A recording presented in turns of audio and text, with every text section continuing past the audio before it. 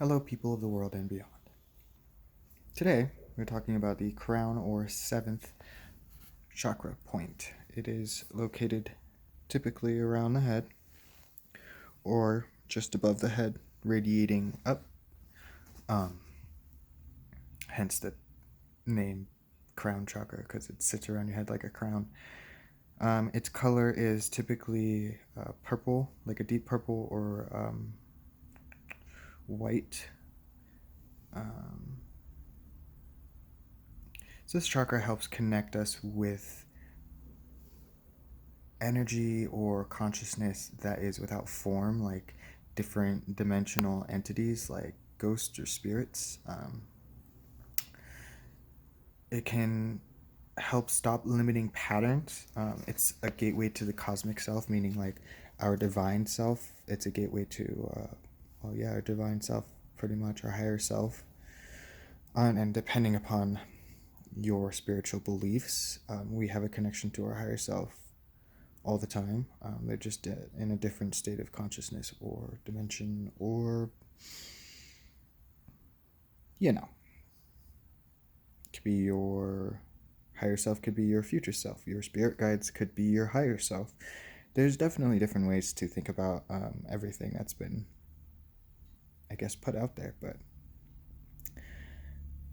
anyway, this is the gateway to the cosmic self, which brings with it the feeling of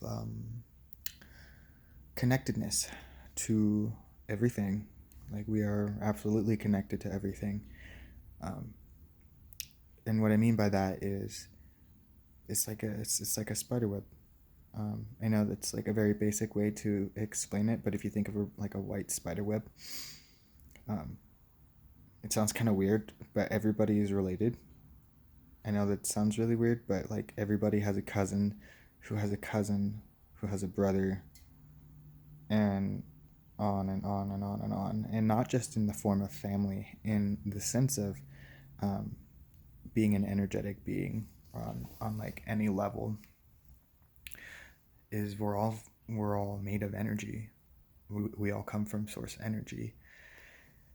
And just kind of going back to the first video that I made, and this is kind of where that information originates from. And this may be a little weird for some people to try and wrap their head around, but I'm going to say it anyway. So, if energy can neither be created nor destroyed, only transferred, then God never created our souls. And also, God is not a he, but just for the sake of this, or I guess I could say she. So, what God did is she split off parts of her soul and then put it down like streams in a river. And each person's soul is like a crack that goes in a different direction. And I personally believe that God wanted to experience life through our eyes, and it's crazy. Everything's just a version of reality is just holographic. I mean, and we just happen to feel pain, and it's just crazy to kind of think about. But we are divine, we are godly or goddessly, because our energy comes directly from God. If you believe in God, if you don't, that's fine. If you think about it on just an energetic level, everything comes down to atoms and molecules that vibrate at a specific frequency, and that specific frequency makes things heavier or lighter, but at our core, we're all the same fragments of light in a hologram. So, yeah, sorry. I guess I veered off a little bit there. Imbalance can manifest from being can manifest like being disconnected from reality, so like kind of a little bit airheadedness, or more like disassociation, where you're just kind of not really there. Like, imbalance in the third eye chakra would be like you're kind of living Alice in Wonderland kind of life. It's just kind of living reality in your mind. But this kind of disconnectedness is more of like disconnected from your body, not really present. I mean, you can be daydreaming too, but that's the distinct differences between these this kind of disconnectedness from the crown chakra to the third eye chakra. This chakra is blocked by attachments. So earthly attachments, ego attachments, examples, people amassing large amounts of money and afraid to die because they have to let go of all of it. I mean, nothing follows you to the grave except your spirit. And some people believe that, well, when you die, that's it, lights out. So, but if you're here watching the video, thank you anyway. But yeah, I mean, this kind of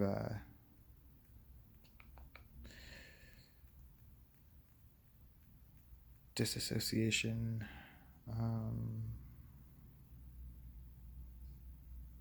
a little airheaded, sorry. But yeah, so material and ego attachments can block this chakra. Money, cars, video games, possessions, even clinging to spiritual ideology too strongly can cause this chakra to be out of balance. Love can block the spiritual enlightenment that this energy can bring to your life. For example, you don't want someone to die or pass away or leave you. That kind of attachment can cause an imbalance in this chakra. So I'm not saying love is a bad thing. It's just when you realize that we're all connected, we're all energy.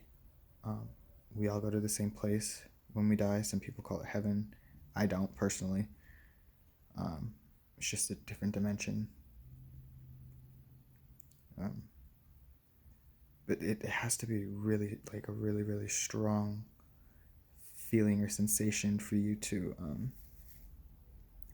not be affected. So yeah, I mean, so there you go. So the goal of this chakra is to liberate the spirit while staying grounded. I believe this chakra is connected to your first chakra, so it can bring enlightenment while keeping you grounded at the same time. Things that can open you up to this chakra is being more present, having an attitude of like gratitude, honoring your divinity. I said to be present. Loving and accepting yourself is also a very important process of this. And I know it's not like slipping shoes on in the morning, but for me, it's just a fact of life. Everybody's divine. But it's different when you feel something versus knowing something or hearing something. It's way different. Feelings and emotions tend to impact the way that we see each other or ourselves in our minds. So, but vice versa, just because something feels good doesn't mean that you absolutely like that. So, I mean, I guess it's just vice versa. Anyway, so having like all of these like attitude of gratitude and honoring yourself and loving yourself and stuff, I mean, that all comes with time, but also practice. So like you got to change the way that you think about yourself if you're looking to honor and love yourself. First of all, you deserve love. Everybody deserves love, even the worst kinds of people in the world, just because they're alive. And I know that sounds terrible, but if you hurt somebody who is hurting other people, that will cause them more pain, and it will continue the chain of pain, because then they'll take it out on somebody else. So that's why it's very important to be loving and caring towards other people. You never know what they're going through, and although you may see them stuck in a hamster wheel in their mind of constant ups and downs or same decisions or personal habits that they can't seem to get out of, you know? That's fine. Just love them. That's all. I mean, we can't see the patterns. Some of us can't see the patterns that are holding us down or back or causing us to make bad decisions in our life, which is why therapy, of course, is very good for this too.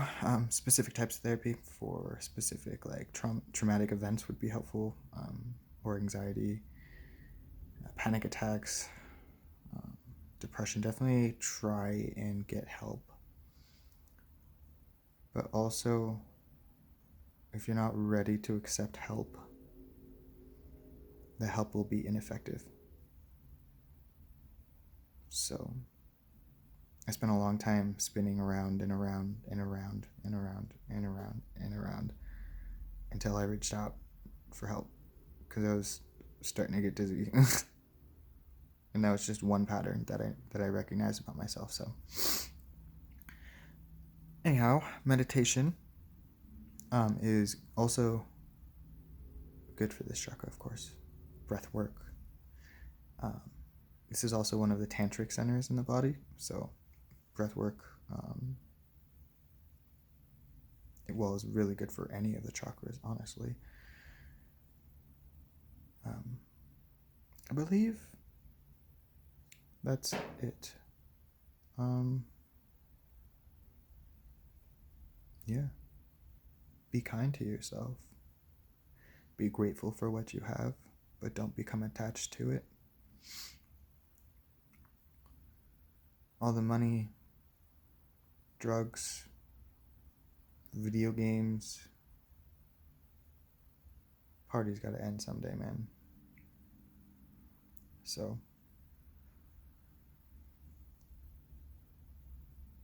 be wise.